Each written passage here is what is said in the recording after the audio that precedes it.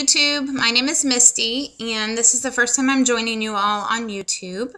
I have decided to start vlogging or vlogging. How do you say that? Vlog. Anyway, I have decided to start doing that as a, I guess a journal to my weight loss journey. I am about 4 months pre-op right now, and have just last week had my first appointment with the surgeon and mental health provider and dietitian and nurse. And what is happening is I'm going through a 90-day pre-surgical prep program for my insurance company. They'll cover the surgery. I'm very lucky with that. But they make, they make you have to jump through some hoops first because they really don't want to pay for it. So I'm going to jump through those hoops and then meet all the criteria they need, wrap up my little weight loss surgery package, put a bow on it and a smile, and ship it off to them at the end of my 90 days. And so I thought that I would start journaling early instead of journaling at the time of my surgery. I thought I would start through this whole journey and just do the whole thing. And so today is October 29th. I went to my first appointment on Thursday. Today is Monday. And I have learned a lot in just one appointment. I went to a seminar before that with the same doctor and hospital and learned a lot there. But oh my gosh, they give me a binder and a folder and all kinds of information. And I've just been reading through the whole thing as well as doing research online and watching all your fabulous videos. So I just want to give a shout out to all the weight loss community folks out there. Thank you for posting your videos, for sharing your journey. And thank you for just putting yourselves out there. I don't think it's easy to put yourself out there like some of you all have. And so I really appreciate the good days you've shared, the bad days you've shared, the information and the learning process and everything that you've shared on YouTube. You're absolute inspirations. And so I really appreciate that and look forward to learning more from you all, as well as just connecting with some of you. So a little bit about me. I'm 32 years old. I'm only 32. If I say it that way, it makes me sound young, right? I'm only 32 years old and have a wonderful husband, live on a little ranch. We like to call it a ranch. We've got horses and dogs and cats and our own lake and everything. We're extremely blessed. And I just have a very blessed life overall. The one thing that it's lacking is a healthy body to live in that life. And so I'm very excited about the potential of a year from now. I could be basically about 100 years, or 100 years, 100 pounds less than what I am today. I am 267 today. That is not the heaviest I've ever been. The heaviest I've ever been is actually just 273, and that was just January 1st. So I have lost a few pounds over the year, but you would think in virtually 11 months that I would have lost more than just, 6 pounds? But 6 pounds is 6 pounds. At least it's not going up, right? I've never been thin throughout my life. I don't think anyone's ever associated the name Misty and thin together when referencing me. I was healthy growing up, but I wasn't obese, but I wasn't thin. I was a little farm girl running around, having fun, Out of high school, I joined the Army. Thought that was my new light of hope was basic training and AIT. They kick your butt, and they do. Don't think for a second they don't. But I came out of basic training weighing 10 pounds heavier than when I went in. So there was no way this girl was going to get into bikini like she'd originally planned pre-basic training. And I had tons of muscle on me, but I still wasn't any really much smaller. I was leaner, but anyway, went to college and maintained my height or my military standards. I never did meet height weight standards for the Army. When you do a PT test every 6 months, they also weigh you. And if you don't meet height weight standards, they have to tape you. And I had to get taped every single time. And that was to find out my body fat percentage. And I always made it by the skin of my teeth. Barely made it. But I did. Well, I went to Iraq and came back.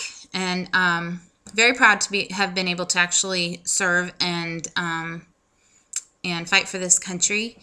But when I came back from Iraq, my thyroid crashed. And so most of you know thyroid is one of the main hormones that make up your metabolism. And if it's crashed, your metabolism's not that swell either. And so made the weight loss journey and struggle even harder. And so I've been struggling that since the end of 2004. It took me a while to get diagnosed. But anyway, been kicking and screaming all along this journey, trying to keep those pounds off. I have quite a few freeloader pounds. They didn't ask permission to stay on my body. They just helped themselves to my thighs and butt. So got some freeloader issues going on here. And I've done, like you all, I've done a lot of different weight loss plans and programs and things along the way. The most frustrating one was I worked out with a personal trainer and met with a nutritionist for a year, actually 11 months. And I didn't lose any weight. What I was doing was working out with her 3 to 4 times a week, hour-long sessions. I was also doing body pump classes 1 to 2 times a week and body flow classes twice a week. Body flow's awesome, but I was not successful. What ended up happening was that I got into military mindset of push a little bit further, push a little harder, mind over matter, right? And that's not a bad mindset to have, but when your body can't handle that mindset, it's not good. And so I ended up getting my body pretty beat up, and she was just pushing me in all those training sessions. And that personal trainer was all about results, results, results. Push harder, Misty, push harder. I was pushing pretty doggone hard. And she loved that I do bulk up very fast with muscle, and so she was giving me heavy weights and everything else. Well, I ended up with 2 cracked heel bones. I ended up with 2 bulging discs. My L5 and S1 were bulging. And then I ended up with joint pain so bad that my primary care referred me to a rheumatologist because he was concerned. And it ended up being osteoarthritis. So you all know that that's from wear and tear. I was too hard on my body. So I had to scale that back. Doctor said, no more. No more. You have to calm your body down. And so I had to quit doing that. That was frustrating, but why continue doing something that is having very negative impacts on your body? And so started just trying to do different things, started seeing a fertility specialist because we wanted to have a baby. And he put me on an Atkins-style diet. It took about 3 weeks before my body responded to that, even though I was very religious about it. I lost about 8 pounds and then slowly maintained and then gained back because I once again beat my body up, ended up with 2 stress fractures in my foot. Like when I work out pretty hard. And I end up hurting myself just from the amount of stress I put on my body. I don't get like pulled muscles and things like that. No, I go for the bones. So once that air cast went on, the weight came on even faster too. And I've gained 15 pounds in the last 3 months from that alone. And anyway, the fertility specialist went for a checkup with him last month, maybe a month ago, and he denied me fertility treatments. So now not only do I have a hard time losing weight, but I have a hard time getting pregnant, and I'm told that he won't help me. And I respect that doctor, though. He's the #1 in our state, and he knows what he's talking about, and he comes from a place, I believe he comes from a place of concern, and as well as medical expertise. And so he said that he won't touch me with fertility treatments until I'm at least 199. I'm too high risk. The baby would be too high risk. Different people have different thresholds with weight and pregnancy, and I'm one of those that has the current threshold I have. And I don't want to have all those high risks that he's talking about. And so I knew I had to listen to what he was saying, and he recommended weight loss surgery. He's not one to just throw that out there. I'm sorry, I have a dry throat today. He himself has had weight loss surgery. I believe he's had the bypass. I believe so. And so he comes from a place of experience with that as well. And so I listened. I left there crying because it's never easy to hear. But just about a year and a half prior to that, I had seen a primary care physician who had been seeing me for my weight concerns, and went for a checkup with her. And she went, well, that didn't work. Looks like it's time for the lap band for you. Excuse me? That's not how you tell that to me. No, no, no, no, no. I left there and never went back to her. Swore it off. So when he came off a little bit different from a different place and actually cared, I listened. And so I went into this whole thing, went to a seminar expecting the lap band to be right for me. And instead, it's going to be the vertical sleeve. And so I'll have that done. A little excited and a little nervous all at the same time. The only surgery I've ever had is a tonsillectomy.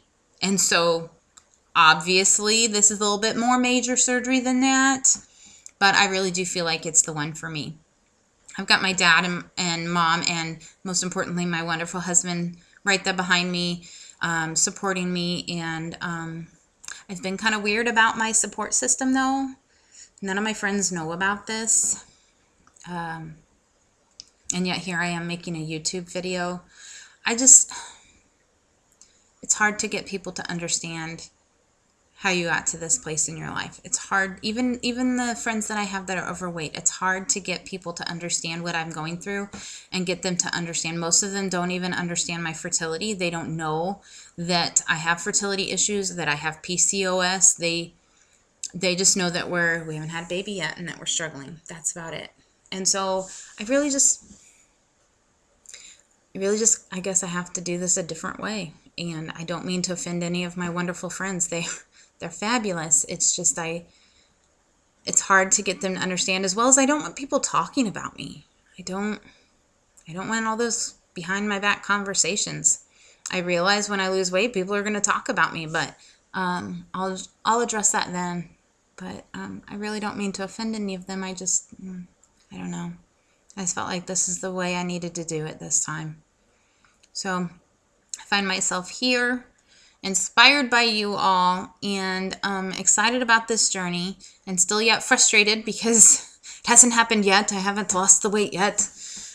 But I just ask that you join me on the journey, teach me, let's inspire each other and keep each other going. And I just thank you all for watching and listening and helping me through all this. And I will log something again as soon as I have more information or questions or thoughts. If not, at a minimum, every month after I get back from my appointment at the Weight Loss Institute, I'll log something with y'all. Okay? Take care and have a great day.